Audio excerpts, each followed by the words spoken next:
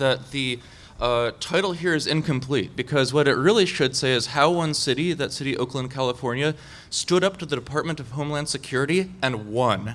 And we have some really amazing stories about this, and we couldn't have won without the people that, among others, who are in this picture that was taken by Brian. This was the glowy LEDs, whatever that was, and this was outside of City Hall. And if I recall, there were at least a couple of City Hall nights where they were also inside the City Hall chambers, so the City Council got to see it as they were delivered in this process. Yeah. So the picture was taken by my co-speaker, Brian. So one of the things that we want to address in this talk, there is currently a massive chasm in basically the world between technology and law. Anybody who's followed the crypto wars and other things is aware of this. There are a number of groups that are doing fantastic work to try to bridge this chasm, EFF and Access Now and other places, and we're throwing ourselves into the ring with this. So in terms of representing that chasm, I'm aesthetics, I'm one of the technologists, and my co-presenter, Brian, you're a lawyer basically, right? Basically. And yeah, I don't know the law, so, well, sort of. I sat on a committee with lawyers, it was weird. So one of the things that we'll get into is that we had basically call to action because a lot of crazy things began to happen, and the citizens of Oakland basically rose up in this great community, as we'll see some examples of. And after lots and lots of protests, the City Hall created basically a citizens privacy committee. And I mention this because I sat on this committee and it lasted like a year. Like really going to City Hall every week for a year was kind of grueling for me, not for you.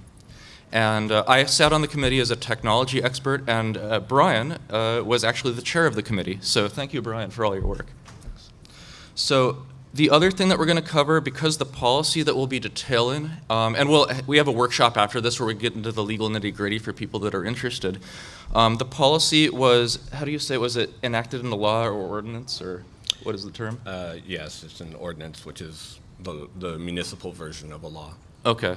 Oh, I didn't know that. So it is an ordinance as of about a year ago, and we're also going to cover a little bit of the effects and socially and legally that this policy has had over the last year, and some interesting updates. So that's kind of the summary of the talk. And to get straight to the point, fantasy has become reality. And what I mean by this, how many of you have heard of the website Facebook? Okay, there's one or two maybe. So if you think about back in the dark ages before Facebook, aka the internet,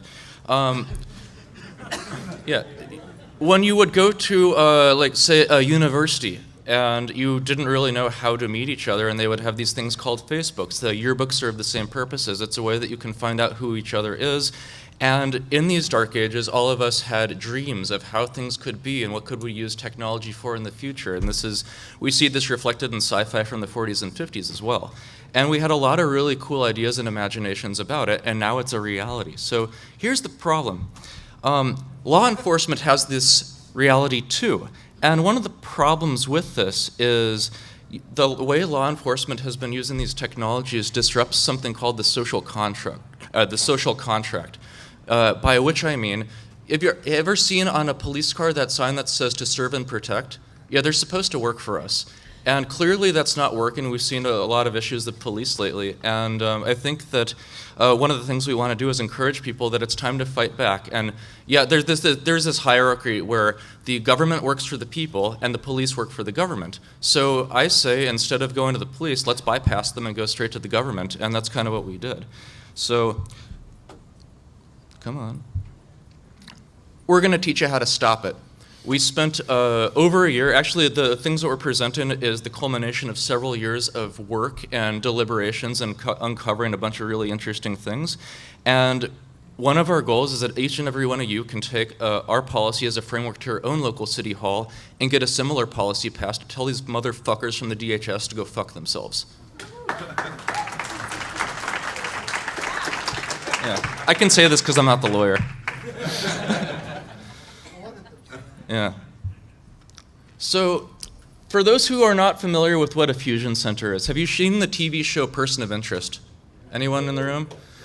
So, just to give some background, if you've seen these are your friends John Reese and Harold and Root and a bunch of others. And the premise of this is after 9/11, Harold was one of the engineers of a bunch of people. They created this, basically a fusion center to monitor a whole bunch of things. And naturally, with any fictional story, things go wrong and it raises a bunch of interesting moral and ethical questions.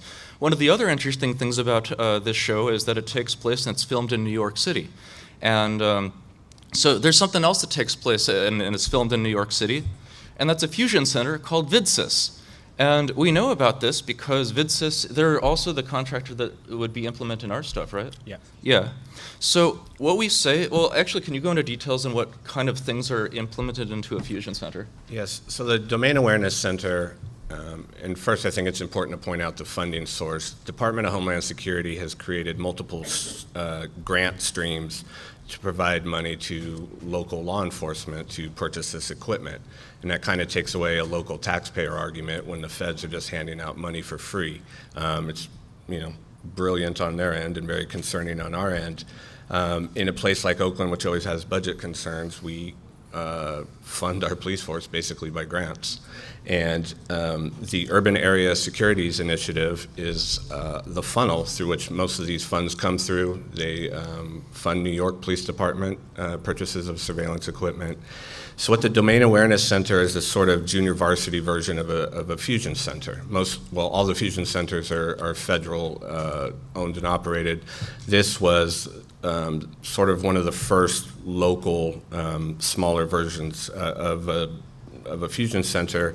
So can you tell what specific things get implemented into it? Yeah, and so at full scope, it was anticipated to have facial recognition software, automated license plate readers, shot spotter, had 300 terabytes of storage, 700 cameras throughout the city, the Oakland Housing Authority and Oakland Public School District system, and there are no privacy policies in place at all in Oakland at this point in time as this project is being brought out to our attention. And as you can see, this is fully operational in New York City, so if you step outside of the Hotel Pennsylvania, well, hi, you're on candid camera, and you don't even know it. And in fact, VidSys seems to like New York City so much that they included a picture of it in their own fucking sales brochure. So, great. So a second introductory question we want to ask is, well, why Oakland? Why would the DHS even approach Oakland? Well, it turns out that Oakland is a massive international port. It's the sixth biggest in North America. And there's two reasons that this becomes interesting. First, there is a genuine, valid security concern about things coming in. You have cargo ships from all over the world that are coming into Oakland. We don't actually, we want to make sure that everything that comes in there is safe. We don't want to see nuclear weapons. We don't want to see contraband and so on. So it actually makes a lot of sense that you want to have enhanced security at the port. The other thing that makes this really interesting is that because it's an international port, the jurisdiction gets really interesting. So the city of Oakland has its own jurisdiction and the port has its own weird legal international jurisdiction that Brian could get into more. Another issue with Oakland is maybe you've heard of groups like the Black Panthers or Occupy Oakland and so on. Oakland does have major problems with crime, and there's also budget concerns. So if you think about, put yourself in the seat of one of the city council members, and let's say that you're getting a lot of complaints from your district about incidents happening, break-ins and whatnot, and you're like, well, we got to do something to solve this. And then somebody from DHS or one of their shadow government groups comes along and says, hey, we'll give you this huge bundle of money to install this surveillance system to cut down on crime, and you can run on your, one of the safety candidates for the next election. Now, the problem with this is that Oakland also has a really strong activism community, and when they learned about this, as we will see, they fought back against it. So suddenly, you've got kind of a catch-22, because if you implement this security apparatus, then, okay, great, you're cutting down on crime, however, you're violating civil liberties and getting a lot of negative press. Okay, so let's respect civil liberties. Well, suddenly you're soft on crime and your opponent's going to hammer you in the election. So this kind of created this gridlock. And the other thing is, you may have noticed in the news that Oakland has a bit of a problem called the Oakland Police Department. So this is a long-standing issue. This is back, maybe people remember, what? Sorry, just like the recent news from Oakland, not good. Oh, yeah. What I'm trying to suggest is that that's nothing new. They have a long history of this shit, and we want to stop it too. So in this case, this is a news article from Occupy Oakland right after Occupy was beginning. There was an Iraq War veteran, Scott Olson, who got popped in the head and he almost died because of it. And one of the things that I want to reflect on, I was actually there that night at the protest as a legal observer. And I did not witness this, partly because they launched a whole bunch of tear gas, and I was like, oh shit, and I ran down the block because I don't like tear gas. So here's what, a short version, legal observers are trained by the National Lawyers Guild to go to protest and watch what the cops are doing. So in this particular incident, I remember this because there was all kinds of crazy stuff that happened after it. We're like, well, this guy got hit and other things happened. Well, who did it? Well, it turns out that this night, the city of Oakland is surrounded by a bunch of other municipalities, and they pulled in like a dozen or two of their buddies. So they interlaced the different departments along the police line. You can kind of see in that picture. So what happened was we're trying to figure out, okay, something bad happened, but who did it? Because you can't actually press charges against the police department if you don't have solid proof that it was them. And if you got like 3 different municipalities, but in this case it's more like 16, it becomes really hard to get legal accountability for that. And that's not all, because keep in mind when this happened, the mayor of Oakland was actually out of town in Washington, D.C., and I think, was it the chief of police, or who was it, the city official? Administrator. A city administrator had only been in office for 3 weeks, so they were already kind of doing sort of a rotate on authority figures. So this was so fucked up that literally 2 weeks later, Dan Siegel, Mayor Kwan's chief legal advisor, basically resigned over Occupy. And it gets even better. A few months later, basically Oakland PD went into this thing called they have a federal monitor going into federal receivership. And that's, what is that again? Well, we've actually been under a consent decree for a number of years. This just sort of lengthened the period of time that we were under federal monitoring. Yeah, so basically the police are not behaving themselves, so the federal government has to step in and whip them into shape, and that's clearly not working either. So that's kind of a background of where we're coming from and why people are rightfully pissed off. And if you see at the very bottom of that news article, it mentions that one of the other reasons is because the police have been accused of like planting evidence to like wrongfully convict people and such. So fast forward to the timeline of events that went into the surveillance center that the city is trying to push on us. So back in, this goes all the way back to like 2009 and probably earlier than that. So this is when an agreement between the city of Oakland and the port of Oakland, remember how I said there's the international jurisdiction of the port and then the separate jurisdiction of the city, so they had to have this memorandum of agreement, a legal structure, and it created the groundwork for what became what we call the Domain Awareness Center, or as we'll refer to it in this talk, the DAC. Fast forward a little bit, and they get the grant money that we mentioned before, and a little bit more, and it starts to get into some of the legal structures as it's growing some legs. One thing I want to point out, because a lot of people are thinking maybe, well, why did this take so long to do anything? I mean, government moves slow, but not that slow. Why wasn't there a public outcry before? Well, if you can see on the screenshot I've included there, what is it?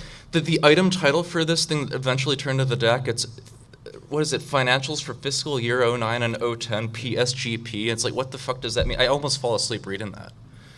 And maybe this is a tactic of like win by being really boring that the government uses. I don't know, but I mean, do you really, you see an item that says that, are you encouraged to go to City Hall and think about that, or you just want to fall asleep and turn the news on? I mean, so this is one of the tactics that we have seen used. So is there something you want to add to this? Well, I'll just say PSGP, that is another funding mechanism, Port Security Grant Program. It's funding surveillance items, surveillance equipment purchases in all the port areas across the U.S. So the timeline continues a bit, and this is when it starts to get more to the public eye. There was the agreement signed in March 2012, and then in October was well, there's the phases that we can go into in a moment, but here's something I really want to stress, because a lot of people are like, oh, you know, Snowden did all these things, whatever.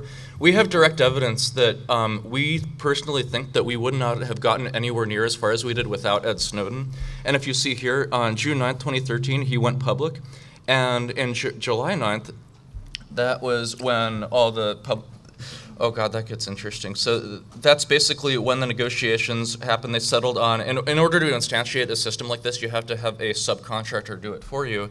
And in this case, they chose SAIC. Is anybody familiar with SAIC in the room? Okay, I see a few hands. That's great. So now we're going to get into the first nut job of the night. This is going to be funny.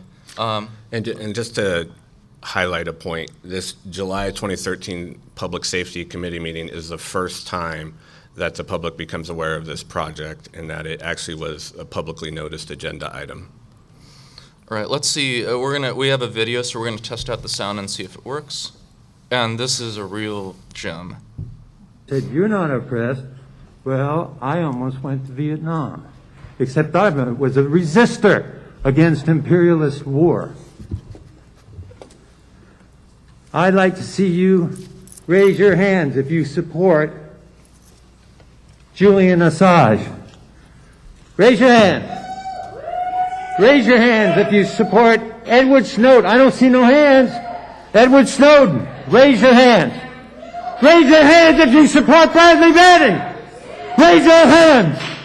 Raise your hands if you support Trayvon Martin. Trayvon Martin. Raise your hands if you support Alan Bluford.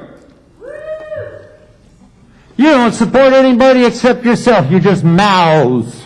You're just pieces of meat with mouths like those newscasters. Sir, your time is My expired. girlfriend wrote this song. They're gonna drone you when you're walking down the street.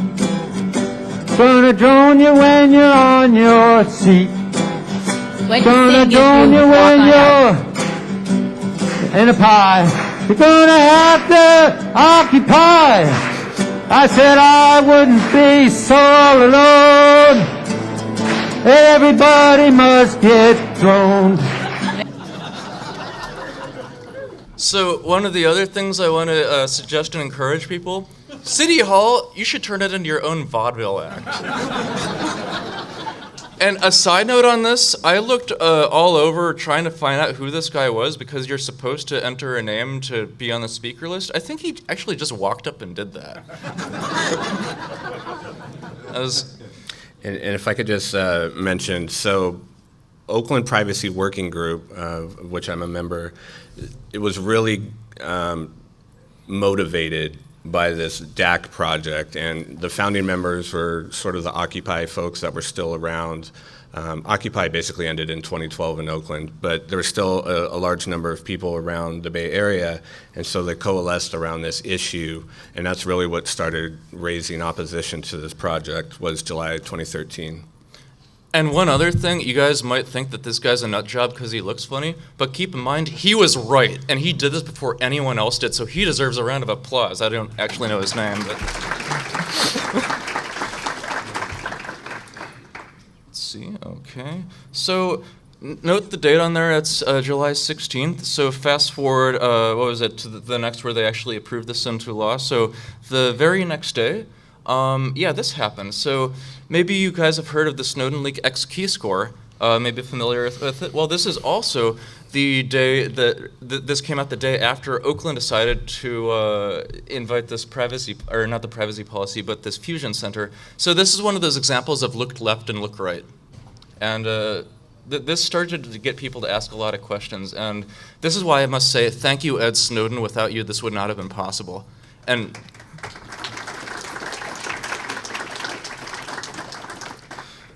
And so I don't know if the sound will start before I get into this next one, so I'll just preface it by saying in November 19th, there was the first ever vote against the Domain Awareness Center in City Council, and let's see if it just goes.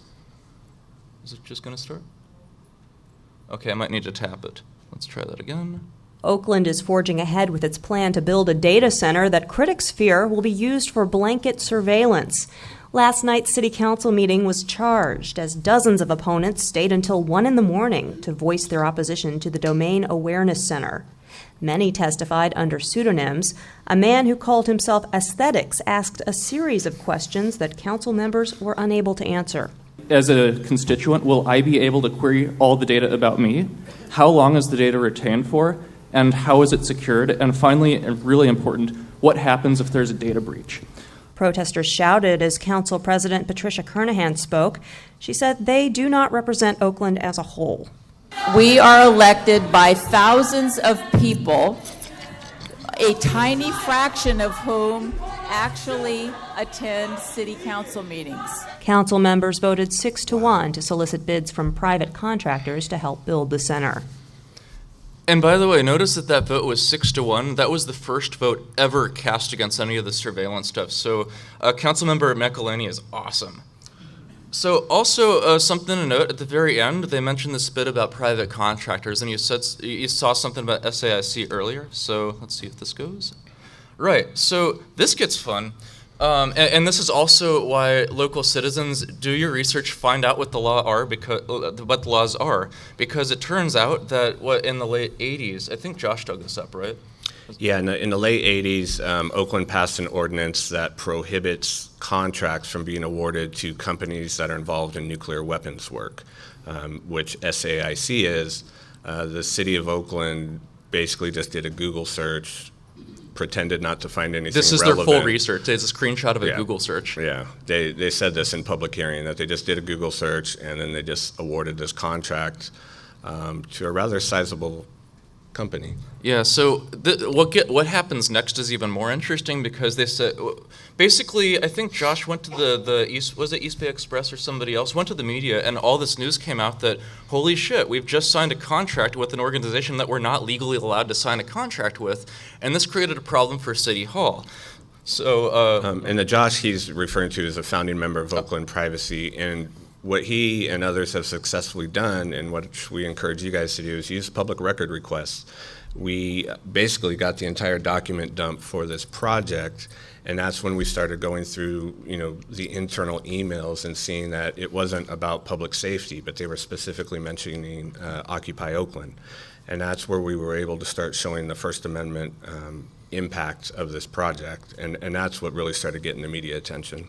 And one other thing to add to that is to just demonstrate how shitty their research capabilities seem to be, or efforts and whatnot. So they had this conflict, so they clearly had to drop SAIC as a contractor because they couldn't do any work with them. So later on, they decided to, round 2, pick up another contractor called Schneider Electric.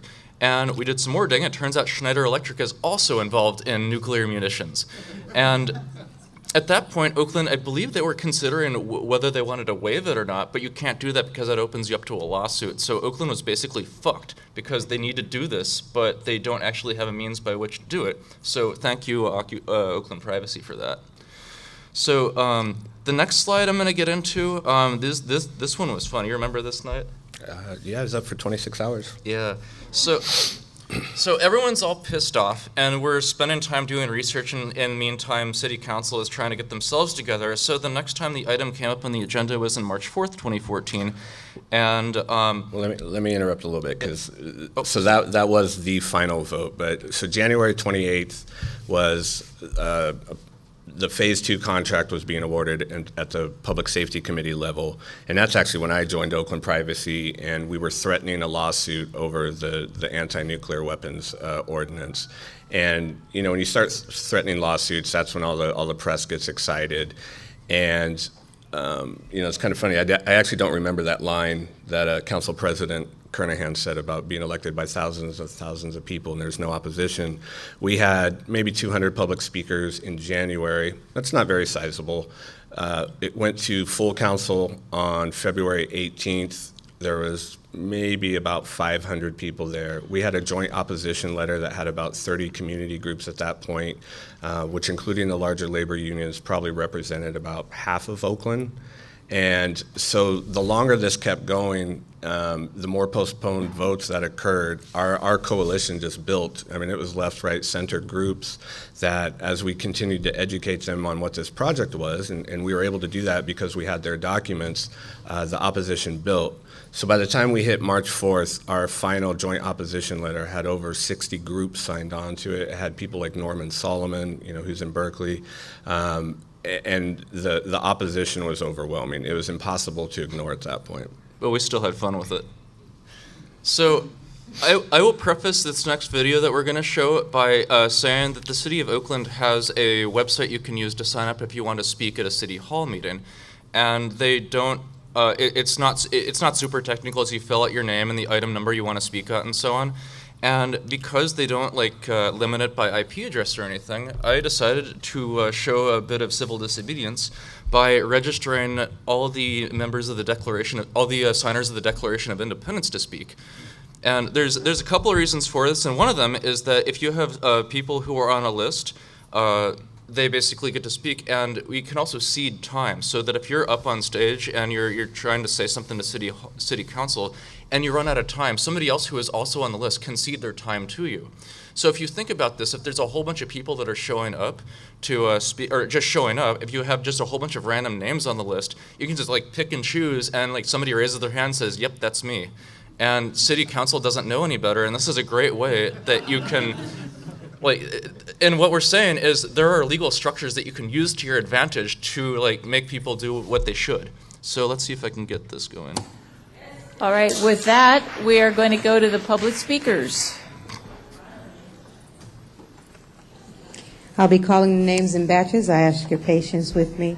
Brian Hofer, Rajan Sherman, Susan Harmon, David Colburn, Jacob Gellender, Dan Siegel, Linda Lai, Phil Wolf, Josiah Bartlett, William Whipple, Matthew Thornton, Samuel Adams, John Adams, John Hancock, Robert Tree Payne, Elbridge Jerry, Stephen Hopkins, William Ellery, Samuel Huntington, and William Williams. I'll stop there.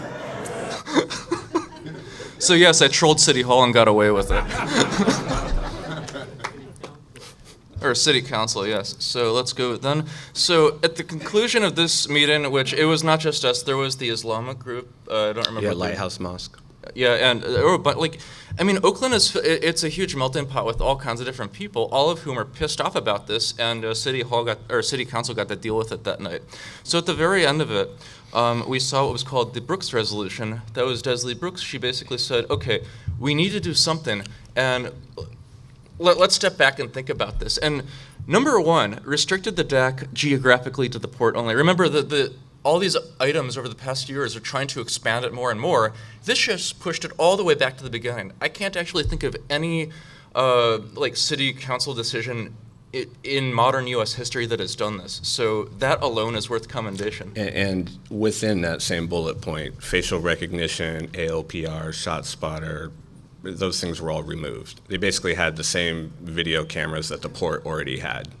Yeah, so basically they had a couple of things that they had to disable, and they're still disabled as far as I know. So number two, and I included this in its full text because you wouldn't believe it otherwise. And something I think is very useful for everyone here, the difference between data and information is very misunderstood and very important. And the example I could use is if you have a phone and you take a picture to upload to Facebook, that's data collection. If Facebook then takes it and it extracts facial recognition, determines, it adds the tags to it, that's information. So it's basically you have the raw data that comes in, and there's some kind of a process that creates more data out of it. So so data sharing and information sharing are actually very, very different. And as you can see here, this basically said no data sharing with any local, state, or federal agency without a written memorandum of understanding, which basically means that, okay, you can do data sharing. We do want to help public safety, but we want to do it transparently and in the public eye. And I'm not actually aware of anything else like this. Maybe you are, but. And then the next one, this is really great because in the policy we have a very, very robustly delineated list of all the technologies that count as part of the Oakland DAC system. That was a month's worth of meetings in the council to figure that out. And this says no new systems can be added without council approval. So basically any additions has to be completely public and go through the same process so that everyone who is a citizen and a voting member can come and have a say. And then the fourth point here, the data retention and privacy policy, blah, blah, blah, the Citizens Privacy Committee. And this is where they created the privacy committee that Brian and I both sat on and had to endure a grueling year or so of work on, which created the policy. And as you can see, this was still pretty much a split decision in the city council, but we went from 1 vote in our favor to 5. and 5 is all you need to get it passed. And because this starts to get into the policy stuff, this is where I have to hand things over to Brian. Yeah, and so just to highlight, to have a citizens commission that has control over writing the use policies that govern surveillance equipment, to my knowledge, has not been done in the U.S. At federal, state, or local level. So it was pretty dramatic turnaround from 2 unanimous votes to go full speed ahead with this wide-blown surveillance network system to suddenly being dramatically restricted back and basically given over to the citizens to write a policy for it. I don't think they thought we would actually do it. I think it was just unknown. I think it led to some unintended consequences, which worked out in our favor. Because we were an ad hoc committee, it's now a standing committee, and we've got all sorts of policies in the works. So it's greatly expanded from what they initially intended. But so we tried to look for other policy models to look at, and there was just nothing robust, nothing that had really hit all the points that we needed it to. Some policies focused on data retention, but they didn't talk about data sharing. Nothing really had specific uses. It was just sort of wide open, generic law enforcement business. And I just want to add, this assumes that a city running these things has a policy to begin with. So. Right, yeah. In Oakland at this point, we had no privacy policies at all, and certainly none done with public input. So this is a screenshot. It's inside the Emergency Operations Center building. You know, it looks like just all the things you've seen on TV as far as fusion centers. Big monitors. People would be sitting down there. And like those earlier VidSys screenshots showed, it would help them analyze multiple inputs, which have actually been mostly eliminated with the March 4th vote. So what survived was a lot of benign weather monitoring, ship traffic, earthquakes, tsunami monitoring, that type of stuff that you would expect at a port. So yeah, I can cover this for a moment. We because one of the questions what is the DAC, and we didn't really know, and I mean, it actually took us a bunch of pushing, and I finally got to have a brief meeting with what's the guy's name? Asan, who is the technologist behind all of this stuff. So one thing that's really interesting here is that in our case, technology follows policy. So by their own structures, we create the policy, and then they build the technology to reflect that. And I don't trust that at all, but that's why we have some of the accountability steps built into the policy. So in terms of the structure of the DAC itself, as I said in the very beginning, we have the 2 different jurisdictions, the City of Oakland and the Port of Oakland. We do, by we I mean this policy, has jurisdiction over the City of Oakland, but none over the port. So what's going on in this picture, on the right side, I hope you like my MS Paint job, on the right side, you have what's jurisdiction of the port, and they're the ones that have the surveillance cameras set up. And remember, the Brookes Resolution did limit this to the port. And these ports are basically streaming video to what the best thing that we can describe at this point is a YouTube-like web browser. So the reason we use that analogy is because if you've ever used YouTube, you know that you load up the web page and you click on play and the video starts to play. It's not actually stored, I mean, there's buffering and so on, but it's not actually like, you're not downloading the video and then watching it on your own. It's stored and it's streamed. So it's very similar to that. And then I think what's really important is also the bookmarking. So and maybe you want to touch into the standards, the reasonable suspicion, and so on. Yeah, when we get to so we're getting into stuff a little bit later. Yes. So basically, you have, and also it's important to note for the DAC that we have control over, no internet access, so they can't go look at porn or something while they're watching everyone else, which does happen. And there's other concerns like whether somebody hacks it and breaks into it. Well, it turns out that the only data that's actually being collected is when you see something happening and it meets the standards that Brian will get into. You make what's called a bookmark. Basically, you create a little tab that says what the date, time, and location was and what had happened and why. So, and this is how they were selling it. They wanted it, it was aggregating all these data inputs, and they wanted to be able to quickly retrieve this information, and it could even be emailed or texted out to mobile units. So an officer in the field, if you needed, a photo of a fleeing vehicle, they could send that to him.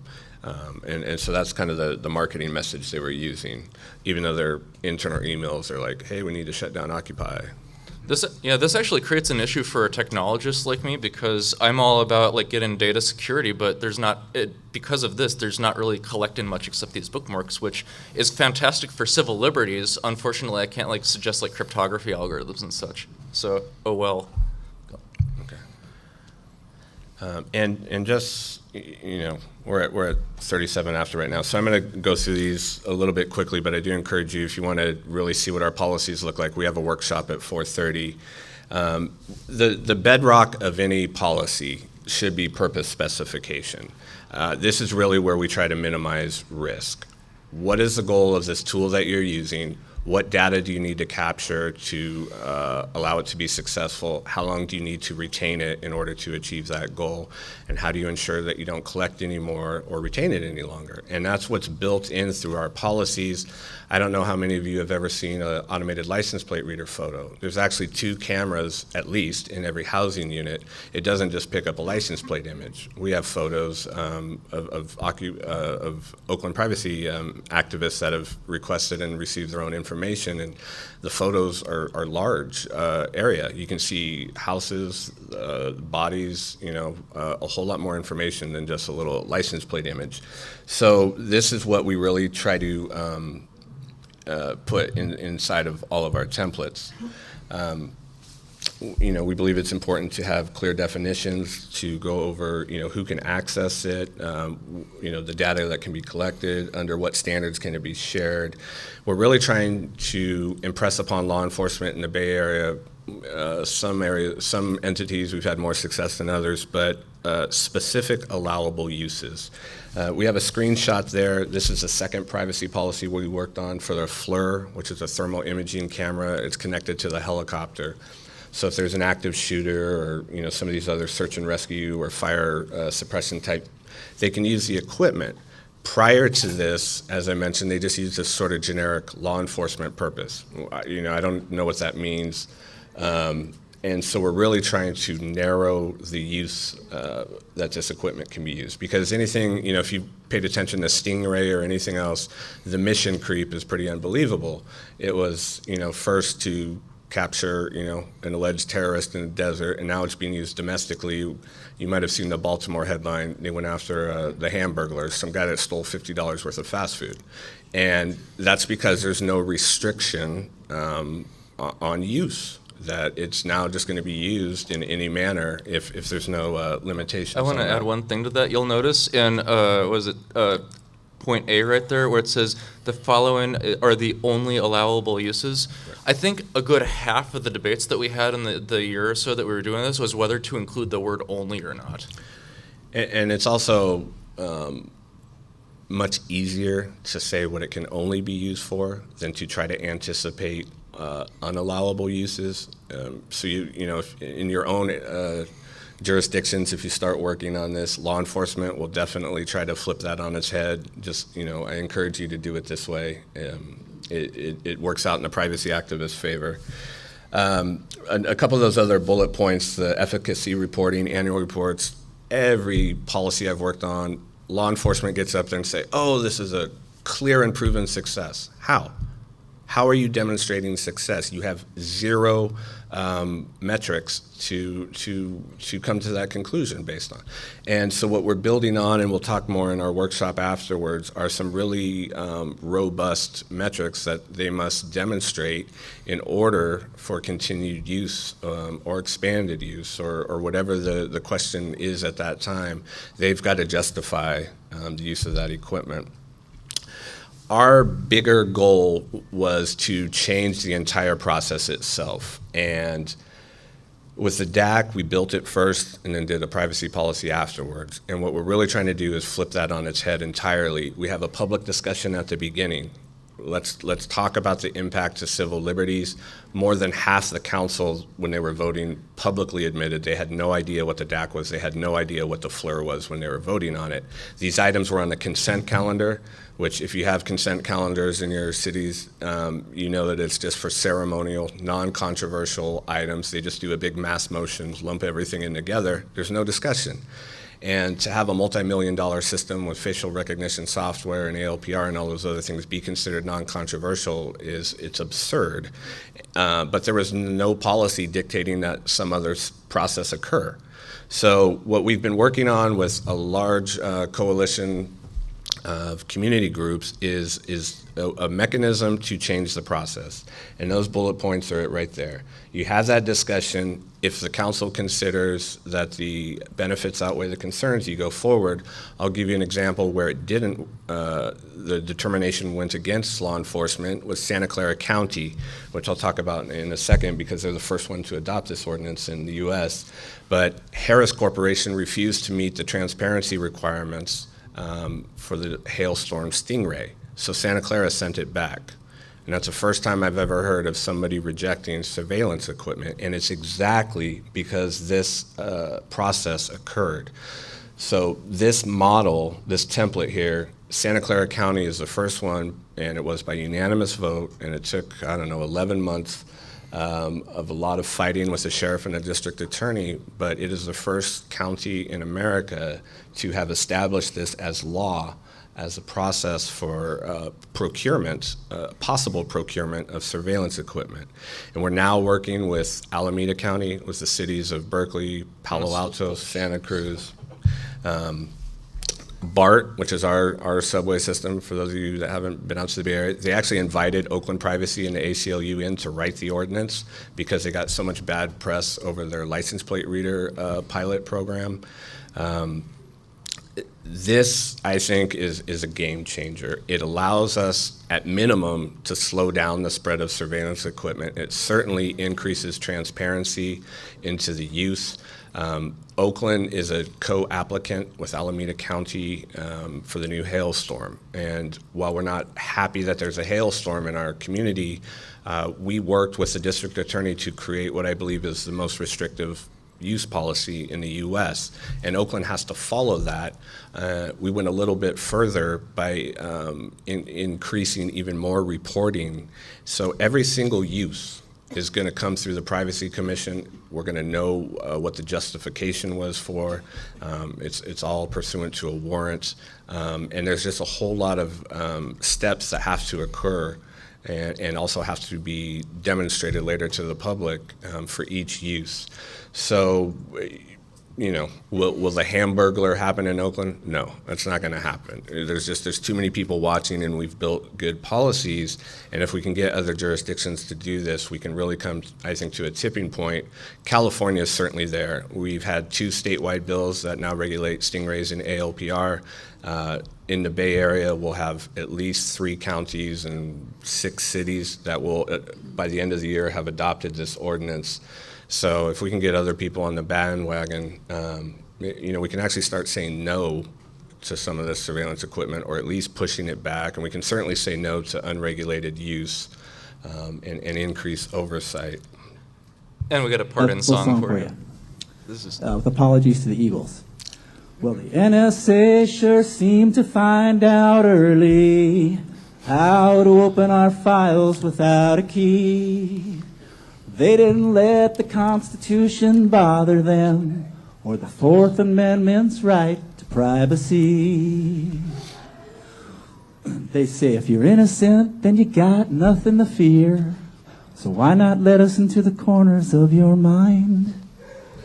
You don't have to worry, you can trust us. Just don't be thinking thoughts we find unkind. And my oh my, they sure know how to scare us, to convince us to give up our liberty. But old Ben Franklin got it right the first time. He said, don't give it up for false security. Now I'm almost done. Now the government says they're ready to debate us about FISA, PRISM, and whether we're still free. But we know there wouldn't be much to discuss without Edward Snowden's love for his country. They can't hide their spying eyes and their smiles, a thin disguise. I thought by now they'd realize there ain't no way to hide their spying eyes. Look at East Bay! So, yeah. That's Mike Rufo. He's a board member of the Bill of Rights Defense Committee defending dissent. Yeah, we actually know who that guy is. Yeah. And I just wanted to say, we've got some Restore the Fourth members in here, ACLU, EFF. I mean, we've all been working together with, a lot of, smaller groups that you just won't recognize the names, but we've got a great coalition in the Bay, and you guys can do it where you live. So I have one thing I want to say. New York, what the fuck? Oakland beat you to the punch. You gonna let that stand?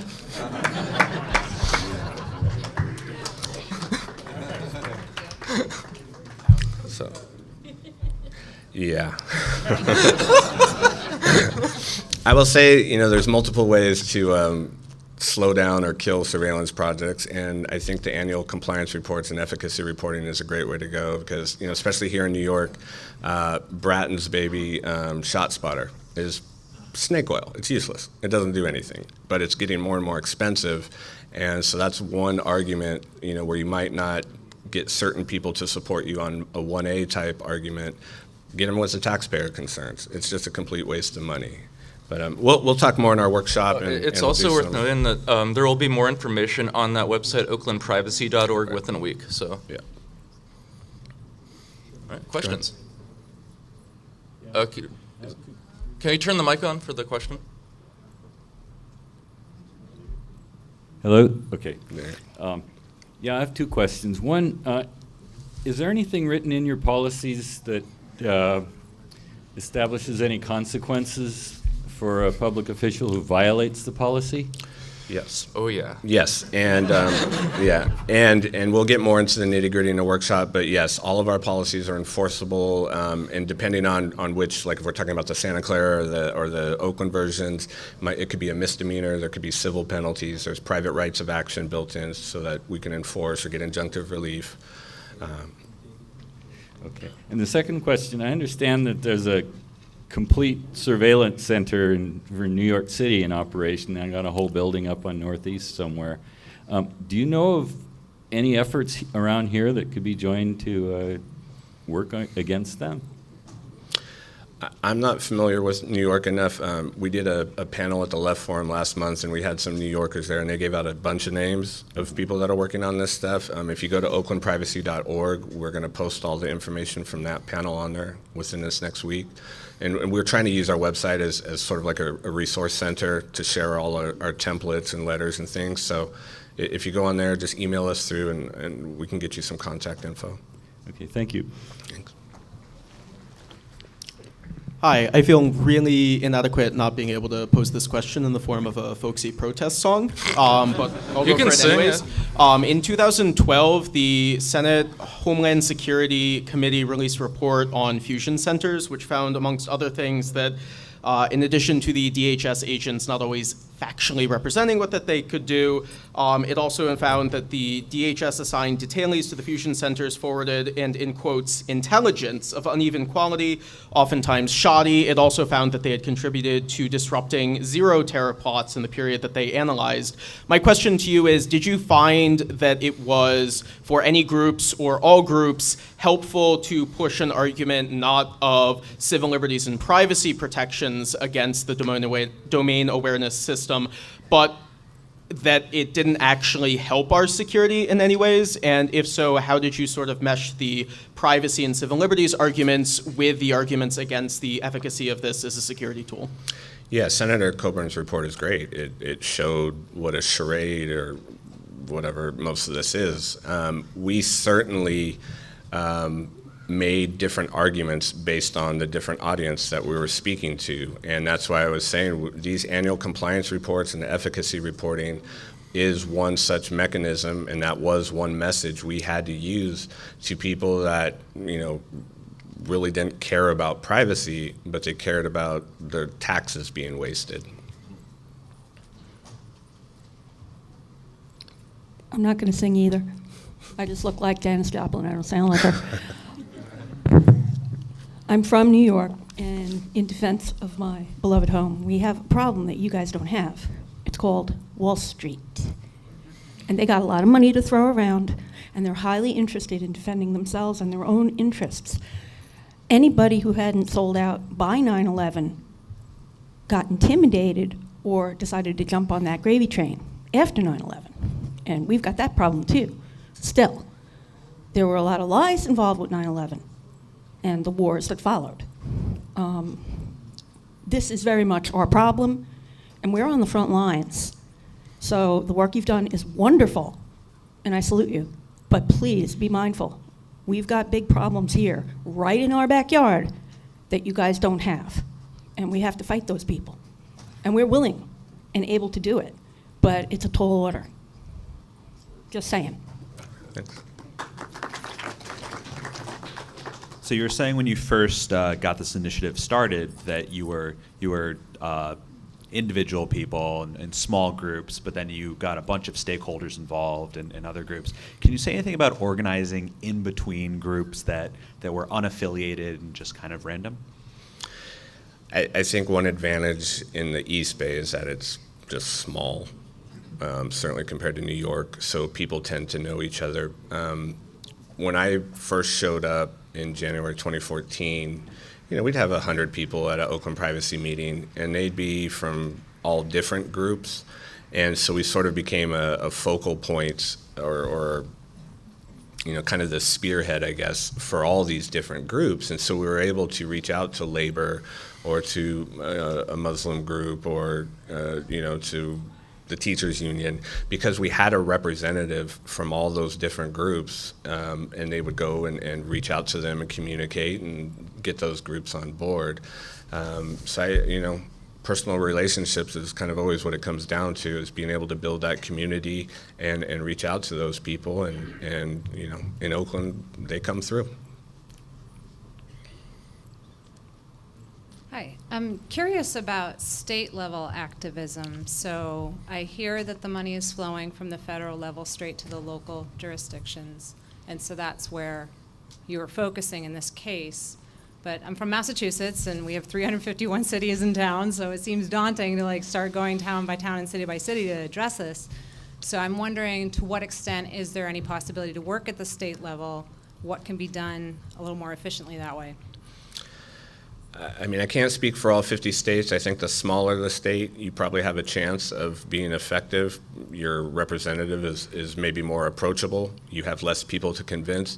In California, we're just too big. By the time it's at the state level, it's watered down. I did mention that we had SB 34 and 741, which respectively govern ALPR and stingrays. I'm not a big fan of either one. They do require a public hearing and then a policy get put into place, which we've used to our advantage, but they're still not very robust state laws. But I think in a small state it could work. If you have adequate resources and you can get a congressperson motivated, it might be a quicker route. Looks like we have a minute left.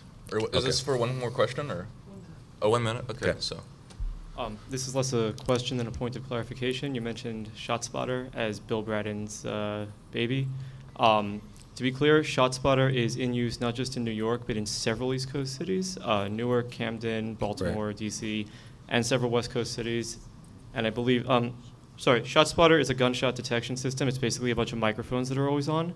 And also it has picked up voices, and that has been used as evidence to put people in jail. It is widely deployed, and it's not unique to New York or the NYPD. Yeah, when I said baby, I meant because he's a board member and basically pushing it everywhere. Yeah. Hi, it was just a comment about New York City. Just wanted to let you know that something small exists here in New York City, and it's called the Community Board.